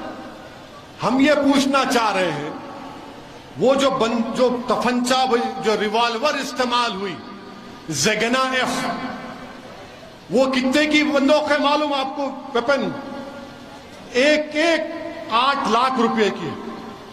कितने की है? 8 लाख। 2 हो गए तो 16 लाख। अच्छा, 16 लाख में इनके घर को मीडिया के लोग गए। एक तो बेचारे झोपड़ी में रहती है उसकी अम्मा, एक तो एक कमरे में रहती है। अब इनके लिए हराम की दौलत कहां से आई? फिर ये 16 लाख की वेपन कहां से आया? ये गोलियां कहां से आई? मैं प्रेस कॉन्फ्रेंस करके 12 घंटे में बोला था कि ये काम करने वाले प्रोफेशनल हैं, جس طریقے سے مار رہے تھے، اگر کوئی ریوالور چلانا جانتا ہے تو وہ بتائے گا کہ جس ہاتھ کا ان کا پوزیشن تھا، جن کا ان کا جسم کا وزن تھا، جب گردن جھکا کر مار رہے تھے، وہ بتا رہا ہے کہ وہ پروفیشنل ہے۔ میں نے کہا تھا اس بات کو، اور 2 دن پہلے ہندوستان ٹائمز کے اخبار میں ایک رپورٹ آئی کہ ایک پولیس کے آئی جی ہیں وجے شنکر سنگھ نے کہا کہ ان کو کم سے کم 1 مہینے کی ٹریننگ دی گئی تھی، 1 مہینے کی ٹریننگ دی گئی۔ اسی رپورٹ میں کہا گیا کہ ATS کا آفیسر نے کہا کہ انہوں نے ان دونوں کو مارنے سے پہلے کم سے کم 500 راؤنڈ کی ٹریننگ لیے۔ اور ایک بھارت کا ایک مشہور شوٹر ہے، مانے جو کمپٹیشن میں جاتا ہے، اجے وک نام ہے، اس نے کہا کہ جس طریقے سے ایک ہاتھ سے مارتے ہیں، ایک ہاتھ سے وہی مار سکتا جو بڑا پروفیشنل ہوتا ہے، ورنہ 2 ہاتھ سے مارتے ہیں، یہ ایک ہاتھ سے مارے، یہ اجے وک کہہ رہا ہے۔ تو اس سے معلوم ہوا کہ ان کو پریکٹس دی گئی، اس سے معلوم ہوا کہ یہ تینوں مارنے والے گوڈسے کی ناجائز اولاد ہیں، کیونکہ گوڈسے نے بھی گاندھی کو مارا تھا گولی سے، تو یہ گوڈسے کے جانشین ہیں۔ اور مجھے کہنے کی اجازت دیجئے کہ یہ گوڈسے کے لطفے سے پیدا ہوئے ہیں،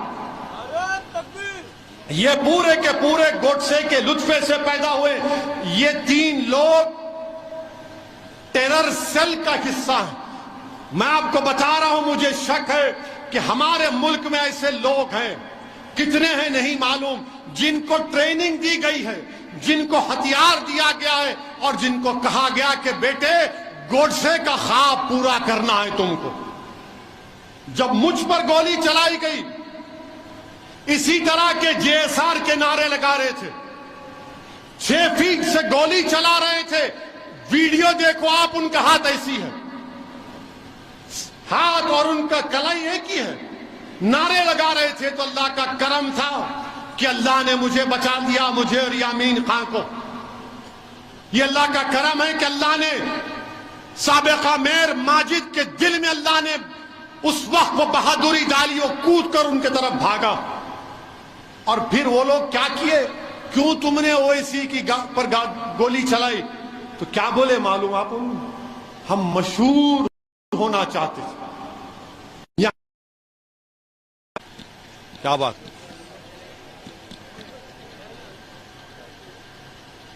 اصل وقت پہ چلے گئے۔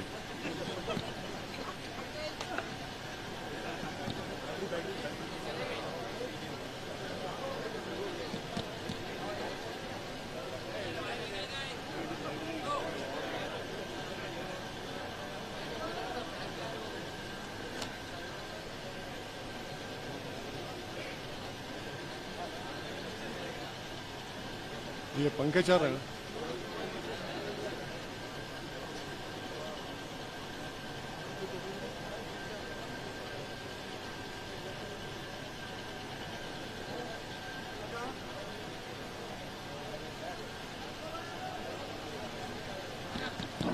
ہاں آگے آگے ہوتا گھٹسے کا نام لیے تو ذرا سب کو تکلیف ہوتی، مگر دیوانوں کو نہیں معلوم اللہ شیطانوں کو بند کر کے رکھا ابھی، تو فطرت میں رہتا نا لوگوں کے۔ تو جب مجھ پر گولی چلائی گئی تو ان ظالموں سے پوچھا گیا تم نے کیوں چلائی؟ تو بولے ہم اسد الدین اویسی کو مار کے مشہور ہونا چاہتے تھے۔ ان کے گھر والوں کو بھی پوچھے، بولے انہیں آتا ہی نہیں تھا، گنجٹی تھا، انہیں ملتا ہی نہیں تھا۔ یہاں پر بھی ایسی ہے، ہاں آتا ہی نہیں تھا، دیکھو ایسا ہے۔ اور وہ لوگ بھی بول رہے ہم مشہور ہونا چاہتے تھے۔ یہ مشہور ہونا نہیں ہے، یہ ایک باضابطہ گروپ ہے جس کو ہم ٹیرر سیل کہتے ہیں۔ یہ ٹیرر سیل ہے جنہوں نے گولی ماری ان 2 لوگوں کو، جن کو کورٹ نے سزا بھی دی تھی، جو پولیس کی کسٹڈی میں تھے۔ مارنے والے ٹیررسٹ ہیں اور ٹیرر سیل کا موڈیول ہے۔ اور اگر کوئی کہ یہ صرف ایسا ہی کرے، نہیں، یاد رکھو اور لوگوں کو ماریں گے، ہو سکتا پھر سے کوشش کریں گے مجھے مارنے کی، ہو سکتا کہ پھر سے کوشش کرے، مگر مجھے پرواہ نہیں ہے۔ جب تک اللہ زندہ رکھے گا آپ اور ہم زندہ رہیں گے. صرف یہی ہے کہ جب تک اللہ زندہ رکھے اللہ ایمان کو سلامت رکھے, اللہ غازی بن کر رکھائے ہم کو, اور شہیدوں کی موت دے تاکہ حشر کے میدان میں اپنی ماں کو شرمندہ نہ ہونے دوں, اپنے باپ کو شرمندہ نہ ہونے دوں. مگر یہاں پر دیکھو, آپ مشہور ہونا چاہتے تھے. میرے بھائی, 1 مہینے کی ٹریننگ لی گئی, 500 گولیاں چلائی گئیں, اور پھر تب جا کر انہوں نے وہ آپریشن کو انجام دیا. اب ہم پوچھنا چاہ رہے برسر اقتدار جماعت کے, ہمارے ملک کے پردھان سیوک سے, اتر پردیش کے وزیر اعلیٰ سے, یہ کیسا ہوا؟ اور ان پر UAPA کیوں نہیں لگا؟ ان پر UAPA کیوں نہیں لگا؟ اس پر کوئی جواب نہیں دیں گے. ان کو ہتھیار کس نے دیا؟ 8-8 لاکھ کی ویپن کس نے دیا؟ آپ خود کہہ رہے ہیں نا, یہ تو چندی چور جو بولتے ہیں ہم لوگ. ان کے پاس گھر میں ان کے چھت نہیں ہے, 8 لاکھ کا ویپن کون دیا؟ بولو. نہیں بولیں گے. اچھا, پھر اتر پردیش کے چیف منسٹر سے ہم پوچھ رہے ہیں, آپ کو خط مل گیا ہوگا جس میں ایک مرنے والے نے لکھ کر دیا کہ میں اتر پردیش کے مکھیہ منتری کو اور سپریم کورٹ کے CGI کو خط بھجا دوں گا اگر میں مر جاؤں گا. تو کون وہ آدمی ہے جو میری موت کا سبب بنا؟ آپ بتاؤ. خط تو آپ کو پہنچ گیا ہوگا. کون لیا یہ جان ان لوگوں کی؟ کون لیا ان کی جان؟ بتاؤ. یہ ٹیررسٹ ہیں, یاد رکھو آپ. یہ ریڈیکلائز ہو چکے ہیں, یہ گوڈسے کے نقش قدم پر چل رہے ہیں. ارے حکومت کرنے والوں, روکو ان لوگوں کو. یاد رکھو, اگر تم نہیں روکو گے تو یہ آگ ہے, یہ دیمک ہے, ملک کو کھوکھلا کر دیں گے یہ لوگ.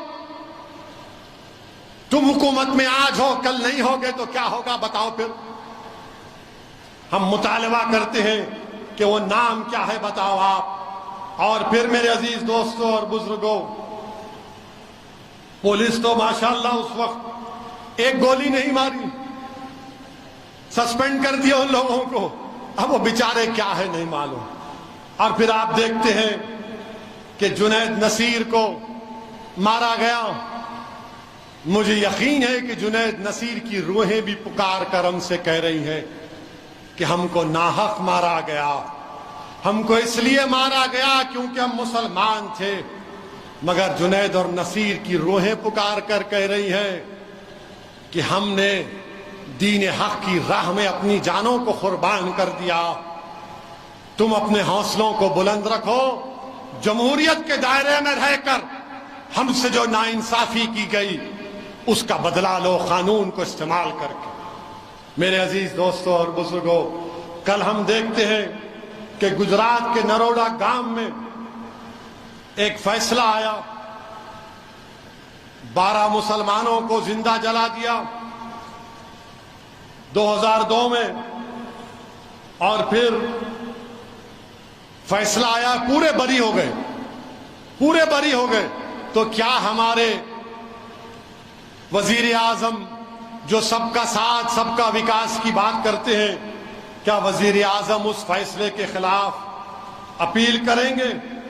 جو پھر آخر کس نے مارا پھر مسلمانوں کو؟ اور وزیر اعظم صاحب, مکھیہ منتری تو آپ تھے نا جب نروڈا کا جب فیصلہ آیا, مگر آپ کا انصاف کریں گے؟ ہم پوچھنا چاہتے ہیں. کسی نے, کوئی صحافی نے مجھ سے پوچھا کہ اس پر آپ تبصرہ کریے, تو مجھے اچانک راحت اندوری کا شعر یاد آیا.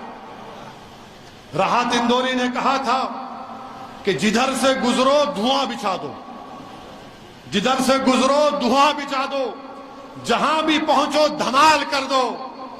تمہیں سیاست نے حق دیا ہے, ہری زمین کو لال کر دو, ہری زمین کو لال کر دو. اپیل بھی تم, دلیل بھی تم, وکیل بھی تم, گواہ بھی تم.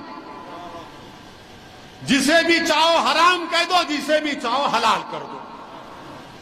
یہ ہوا ہے, یہ ہوا ہے.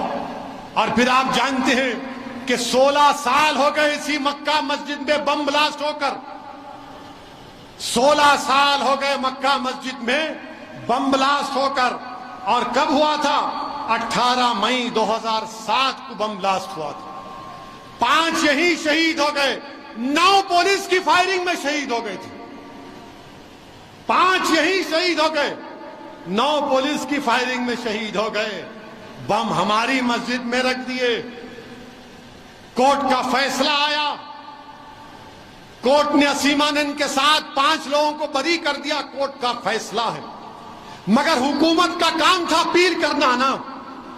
مگر مودی جی بولے نہیں، اپیل نہیں کریں گے. اپیل نہیں کیے. 5 مر گئے، نمازی مر گئے، 9 پولیس فائرنگ میں مر گئے. مگر بی جے پی سب کا ساتھ، سب کا وکاس، سب کا وشواس. مگر آپ مرتے تو انصاف نہیں. اپیل نہیں کیے. اچھا، اس میں 2 لوگ تھے جو گپتا اور جوشی، یہ اجمیر کے خواجہ اجمیری کے بلاس میں RSS کے ممبر. ان کو سزا ہوئی مگر دوسروں کو بری کرے، وہاں پر بھی بی جے پی کو اپیل نہیں کی. اچھا، یہ جو دونوں گپتا اور جوشی ہیں، ان کو راجستھان کی سرکار نے پیرول پہ چھوڑ دیا. اور جب وہ گجرات گئے تو ان کے گاؤں میں 10,000 لوگ ان کو استقبال کرنے کو آئے. سزا یافتہ مجرم ہیں. اب میرے کو بولتے اویسی تو کیوں بول رہا، وہ مجرم ہے نا وہ دونوں. ارے پھر وہ جو مجرم تھے تمہارے سالے تھے کیا؟ جو خواجہ اجمیری کے بم بلاس میں گپتا اور جوشی کون تھے؟ تمہارے سگے تھے، تمہارے شوہر کے بھائی تھے، تمہارے باپ کے بھائی تھے، تمہاری بیوی کے بھائی تھے. تم مجھ پہ انگلیاں اٹھاتے ہو. 10,000 لوگ ان کا استقبال کیے. اب آپ بتائیے، لوگ بولتے کہ نہیں ایسا نہیں بولنا چاہیے، حالات ایسے. ارے حالات ایسے نہیں ہیں، حالات شروع سے ایسے.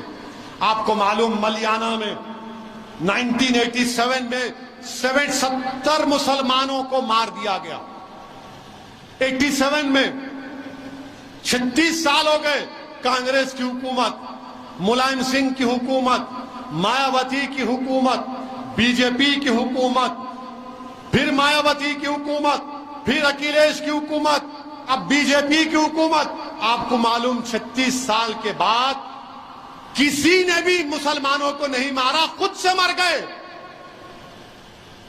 مکہ مسجد میں بلاسٹ، لوگ کسی دوسرے پلانٹ سے آ کے رکھ کے چلے گئے، مر گئے.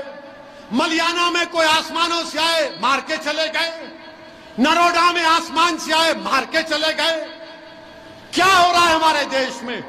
انصاف نہیں ہوگا کیا؟ اسی لیے تو کہتا ہوں انصاف کیسے ہوگا جب میں کہتا ہوں کہ مذہب کے نام پر نشانہ بنایا جا رہا ہے. تو سچائی کیا ہے، جھوٹ کیا ہے، بتاؤ مجھے.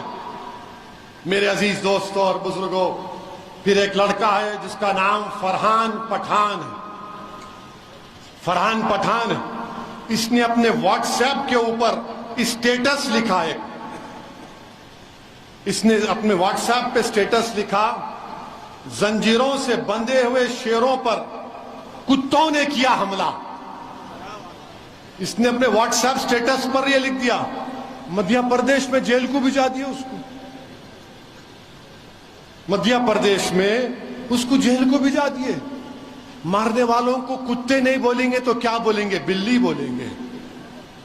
مارنے والوں کو کتے نہیں بولیں گے تو کیا وہ کیا نجس جانور بولیں گے؟ جیل کو بھجا دیے. اچھا، اس کے خلاف کمپلین کون کیا معلوم آپ کو؟ اس کا بچپنے کا دوست جا کے کمپلین کیا. اس کا بچپنے کا دوست جا کے کمپلین کیا. اب آپ بتاؤ. اچھا، آپ کو معلوم اندور میں کیا ہوا؟ اندور میں کیا ہوا معلوم آپ کو؟ ایسا ہلا، ایسا نہیں معلوم. یہی معاملہ ہے. اور دیکھو سیل فون. اندور میں ایک بچہ ہے، نابالغ ہے، اس بچے کو 11 سال کا بچہ ہے، اس کو اس کے دوست مل کر، وہ بھی نابالغ ہے، کپڑے اتار کر اس کا ویڈیو نکال کر اس کو بولے JSR کا نعرہ لگا. بچے ہی ہیں. ارے بچوں کے دلوں میں زہر کون ڈال رہا ہے؟ کون ڈال رہا ہے؟ میں ان کے ماں باپ سے پوچھنا چاہ رہا ہوں جو 11 سال کے بچے کے کپڑے اتار کر اس کو مار کر یہ نعرہ لگا رہے ہیں.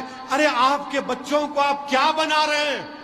اگر مسلمانوں کی نفرت سے آپ کی آنکھوں پر پردہ پڑ چکا ہے تو یاد رکھو یہ دیش کے لیے یہ بچے جب بڑے ہوں گے خطرہ بنیں گے. یہ آپ کے بڑھاپے کا سہارا نہیں بنیں گے. جو انسان بنے گا وہ دیش کے لیے طاقتور بنے گا. جو انسان بنے گا وہ اپنے ماں باپ کا سہارا بنے گا بڑھاپے میں. یہ 11 سال کے بچے کا ویڈیو نکالا گیا. اب آپ بتائیے کہ کیا ہو رہا ہے؟ کہ میرے عزیز دوستوں اور بزرگوں، یہ واقعات ہمارے ملک میں ہو رہے ہیں، اور پھر اس کے باوجود بھی نہیں انہوں بیٹی میں انہیں لڑے تو ایسا ہوتا. یہ کیا ہو رہا ہے؟ بولو پھر. کیوں نہیں بولتے تم ان باتوں کے بارے میں جو میں کھل صاف طور سے بیان کر رہا ہوں؟ آپ کیوں نہیں بولتے؟ بولو نا. اور ہم تلنگانہ کی حکومت سے مطالبہ کرتے کہ مکہ مسجد کے بلاسٹ کے بعد جو بھاسکر راؤ کمیشن کی رپورٹ تھی فائرنگ کی، اس کو عوام میں لایا جائے. کیوں گولی چلائی گئی مجھ پر؟ مسجد کے جالیوں میں بندوق رکھ کر گولیاں مار رہے تھے. ویڈیو ہے، دیکھو آپ. پرانی حویلی کے ایک بچے کی لاش کو میں دیکھا ہوں، گھٹنے میں گولی لگی، پورا خون وہیں پر بہہ گیا، شالی بنڈے پر شہید ہو گیا. رپورٹ تو لانا چاہیے، بھاسکر راؤ کمیشن کی رپورٹ کو لانا چاہیے. حکومت کی ذمہ داری ہے. میرے عزیز دوستوں اور بزرگوں، اور ایک چیز، میں یہاں رہا تھا تو دیکھا کہ ہریانہ میں ایک کمپنی ہے اسکائی لائٹ ہاسپیٹیلٹی. یہ کانگریس کے بڑے پریوار کے داماد کی کمپنی ہے. ان کو زمین دیے تھے داماد کو، تو بی جے پی اس کے خلاف تھی. اب بی جے پی خود کورٹ کو بول رہی کہ نہیں، صحیح طریقے سے داماد کو زمین دی گئی ہے. یہ بات سمجھ میں نہیں آئی. یہ بی ٹیم کون ہو گیا؟ سمجھے آپ؟ بی جے پی کتنے سال سے بول رہی تھی کہ زمین غلط دیے، اب کورٹ میں بول رہے نہیں صحیح دیے. کوئی میچ فکسنگ کر لیے کیا آپ؟ اب بولو آپ. میں بھی بول سکتا ہوں. میں حالت روزہ میں ابھی روک کے بول رہا ہوں. 7 بجے کے بعد تقریر کرا تو پورا نقشہ اتار دیتا تھا. مگر آپ اب دیکھو، آپ یہاں کوئی کچھ نہیں بولتے، کوئی کچھ نہیں بولے گا. اور ایک بات، ایک ستیہ پال ملک صاحب ہیں، بور تو نہیں ہوئے نا؟ درود شریف پڑھی، اللہم صلی علی سیدنا محمد عبدک رسولک. ایک ستیہ پال ملک صاحب ہیں، جموں کشمیر کے گورنر، بعد میں ایک اور اسٹیٹ کے گورنر، پھر میگھالیہ کے بنے. 3 اسٹیٹ کے جب کشمیر میں 370 ہٹایا گیا، جب کشمیر میں پلوامہ ہوا، جب ہماری CRPF کے گاڑیاں جا رہے تھے، فیبروری 2019 میں بم بلاسٹ ہوا، ہمارے بہادر سپاہی مارے گئے، یاد ہے نا آپ کو؟ اس کے بعد موڈی جی پلین لے کے بھجا دیے، پلین بالا کوٹ میں، وہ بھی یاد ہے نا آپ کو؟ پھر الیکشن ہوا، 306 آ گئے. یہ گورنر جب اس وقت تھے، انہوں اب انٹرویو دیے ایک میڈیا کے ویب پورٹل کو کہ میں نے موڈی کو کہا کہ اس کی ذمہ داری ہم پہ آتی ہے. اگر ہم ہماری CRPF کے فوجیوں کو 4 پلین میں بٹھا کر پلین سے بھجا دیتے تو بم بلاسٹ نہیں ہوتا تھا. تو ستیہ پال ملک یہ بولے کہ موڈی ان کو بولے اب تو خاموش ہو جا، اب تو خاموش ہو جا. ہم ستیہ پال ملک سے پوچھنا چاہ رہے ہیں، یہ بھارت سے تمہاری کون سی محبت ہے ستیہ پال ملک؟ تم گورنر کی کرسی کو بچانے کے لیے بھارت کے شہیدوں کی خون سے ہولی کھیلے تم؟ ارے چلو پر پانی میں ڈوب مرو تم اگر گورنر تھے تو تم نے بھارت کے آئین پر حلف کیا تھا، تم نکل کر آ کر بولتے کہ میں لات مارتا ہوں گورنر کی سیٹ کو. مودی کی غلطی کی وجہ سے ہمارے سپاہی مارے گئے، مگر تم نہیں بولے کیونکہ تم کو گورنر کی کرسی پہ چپک کے بیٹھنا تھا. تم کب بول رہے؟ 4.5 سال کے بعد تم کہہ رہے ہو. جموں کشمیر میں ہو گیا، پلوامہ ہو گیا، اور بی جے پی اور سب لوگ پورا دیش اس کی مذمت کیا، میں بھی کیا تھا، مگر گورنر صاحب یہ بول دیے اس وقت کے کہ حکومت مودی کی ذمہ دار ہے. مگر ستیہ پال ملک، کہاں گئی تمہاری دیش بھکتی؟ تم اس وقت نکل کر سچائی کو بیان کرتے، مگر تم چاہتے تھے کہ مودی چناؤ جیتے، تم چاہتے تھے کہ مودی اس کو استعمال کرے. اور اس کے بعد اب تاریخ میں جاؤ، آپ یہ بول کے ختم کر رہا ہوں، تاریخ میں جاؤ. جب ہٹلر آیا تھا جرمنی میں، پولینڈ میں ہٹلر پولینڈ پہ حملہ کرنا چاہتا تھا، تو ہٹلر کو سمجھ میں نہیں آ رہا تھا. تو ہٹلر کیا کیا، اپنے آرمی میں جو پولش زبان بولنے والے تھے ان کو کپڑے پہنا کر بارڈر پر لے جا کر پولینڈ میں پولش آرمی کے کپڑے پہنا کر پولینڈ کے اس گاؤں میں لوگوں کا قتل عام کرا دیا. اور اس کے بعد ہٹلر ریڈیو میں آ کے بولا کہ پولینڈ میرے لوگوں کو مارا، میں حملہ کر رہا ہوں. یہ تاریخ کا حصہ ہے. میں یہ نہیں کہہ رہا ہوں کہ 1+1 مت کر لو آپ، ورنہ میڈیا والے بیٹھے ہوں گے، کیا موقع دیا آپ، اب اس کو 9 بجے 6 بجے. ارے پیارے، میں تاریخ کا حوالہ دے رہا ہوں. تم میں اگر ہمت ہے تو ستیہ پال ملک کو بلا کر اس کو بٹھا کر پوچھو. مگر ہٹلر ایسا کیا تھا، اسی وجہ سے ورلڈ وار 2 شروع ہوئی. ہم تھوڑا تھوڑا تاریخ پڑھتے ہیں. سالار کا کرم ہے، سالار کی تعلیم ہے کہ میں کتابیں پڑھتا تھا، تو وہی کتابوں میں سے میں نے یہ پڑھا کہ ورلڈ وار 2 ایسے شروع ہوئی تھی. اور آج مرحوم قائد کو انتقال ہو کے 15 سال ہو گئے. ہم اللہ سے دعا کرتے ہیں کہ اللہ سبحانہ تعالی سالار ملت کو ان کی مغفرت فرمائے، اللہ ان کی خبر کو نور سے بھر دے. جو ہمارے مرحومین کا انتقال ہوا، اللہ ان کی مغفرت فرمائے. اللہ حضرت قبول پاشا شتاری رحمت اللہ علیہ کی مغفرت فرمائے. بہت نیک آدمی تھے، بے انتہا مجلس کو چاہنے والے تھے، بے انتہا. مانے اگر کوئی گفتگو میں مجلس کا نام لیے بغیر اپنی گفتگو ختم نہیں کرتے تھے. اللہ ان کے درجات کو بلند کرے.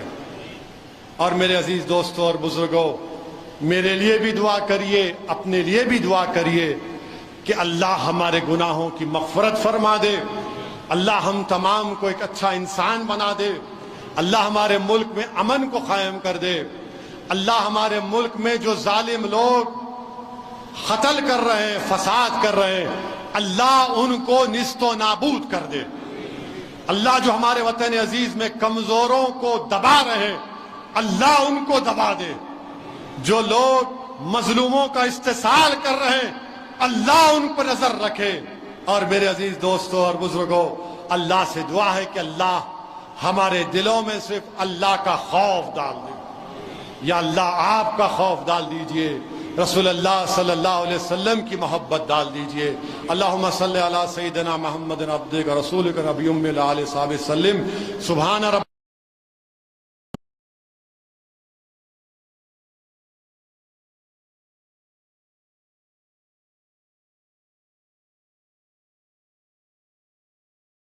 صلی اللہ علیہ وسلم. صلی اللہ علی محمد صلی اللہ علیہ وسلم.